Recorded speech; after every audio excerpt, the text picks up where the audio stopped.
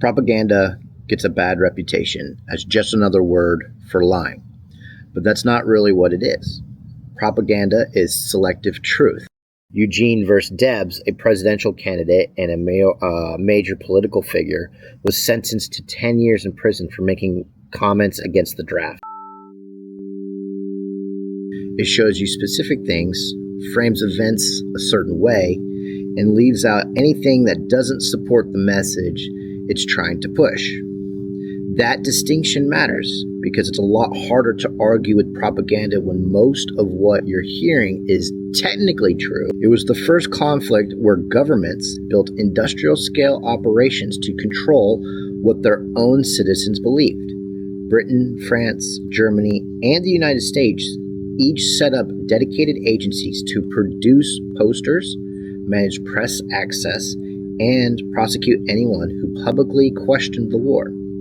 The result was a widening gap between the story governments told and what was actually happening in the trenches.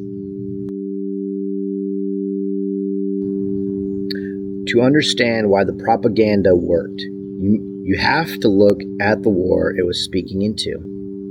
By 1914, decades of nationalist rhetoric had primed Europe to see war as something noble, a test of national character. The alliance system had divided Europe into two armed camps, the Triple Alliance, Germany, Austria-Hungary, and Italy, and the Triple Entente, France, Russia, and Britain. One spark between any two of these nations would pull everyone else in. When war broke out that summer, there was mass enthusiasm. Men crowded into recruiting stations. The common belief was that the war would be short, that everyone would be home by Christmas. Nobody expected what was actually coming. That expectation of a quick, glorious war is exactly what made the propaganda so effective in the early months, and exactly what made the disillusionment so devastating when reality set in. The propaganda machine had three main pieces. First, recruitment posters.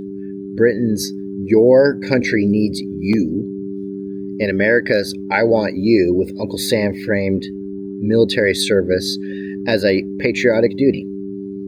Not just something you should do, but something that defined whether you were a real citizen. Second, demonizing the enemy. Germany's invasion of Belgium in 1914 included real atrocities, civilian killings, property destruction, and Allied propaganda amplified those into rape of Belgium narrative. Some stories were true, others were exaggerated or fabricated entirely, but they made the war feel morally clear. Third, controlling the press. Journalists were banned from the front lines. Military officials decided what reached the public. During the Battle of Marne, fought close enough to Paris that citizens could hear the fighting. An information blackout meant that rumors replaced real news. Propaganda wasn't only about persuasion. It went further than that. Governments moved into silence anyone who opposed the war. In the United States, the Espionage Act of 1917 and the Sedition Act of 1918 made it a federal crime to speak out against the war effort. The Supreme Court upheld those laws in Schenck v. United States in 1919, establishing the clear and present danger standard, which let the government punish speech it considered a threat to national security. Around 2,000 people were persecuted under these laws. What that tells you is that propaganda wasn't only aimed at the undecided. It was about making sure that there was no visible alternative to supporting the war. Dissent wasn't just discouraged, it was criminalized.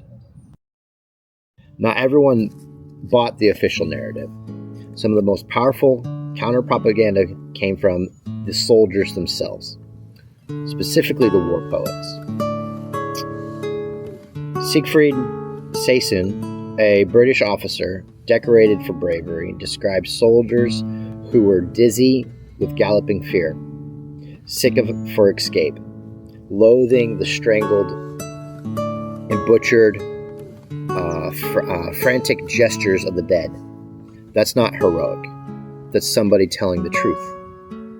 Wilfred Owen wrote what became the most famous anti-war poem in the English language. It ends with the line, "The old lie, dulce et decorum est pro patria more." It is sweet and fitting to die for one's country. He called it a lie because he had seen what dying for one's country actually looked like. Their work spread slowly, but over time, what they wrote became the lasting public memory of the war. The legacy of World War I propaganda extends well beyond the war itself. When the fighting ended and the full scale of carnage became public, there was a widespread sense of betrayal. People felt they had been lied to, and in many cases, they had been. That disillusionment contributed to a collapse of trust in the government institutions across Europe. It also created a roadmap for the next generation. Adolf Hitler wrote about propaganda extensively in Mein Kampf, analyzing what worked in World War I and how to do it better. Joseph Goebbels built the Nazi propaganda machine directly on lessons learned from both Allied and German efforts in the First World War. In a broader sense, the modern debates we're having right now about misinformation, media literacy, press freedom, and government transparency all trace back to this era. The tension is over 100 years old and it remains unresolved. To wrap this up, 4 key takeaways. First, World War I was the first conflict where propaganda operated at truly industrial scale. Not just posters and recruiting drives, but systematic censorship, press control, and criminal prosecution of dissent. Second, the people who pushed back against the official narrative, the poets, the conscientious objectors, the political dissenters, were marginalized during the war, but became the lasting voice of it. Public memory eventually caught up with the truth. Third, the techniques developed during this war did not disappear. They were refined and weaponized by authoritarian regimes in the decades that followed, especially during the rise of fascism in the 1930s. And fourth, understanding how propaganda actually works is not just a history lesson, it's a skill that matters right now. In a world where information is more abundant and more contested than at any point in human history. Thank you for watching.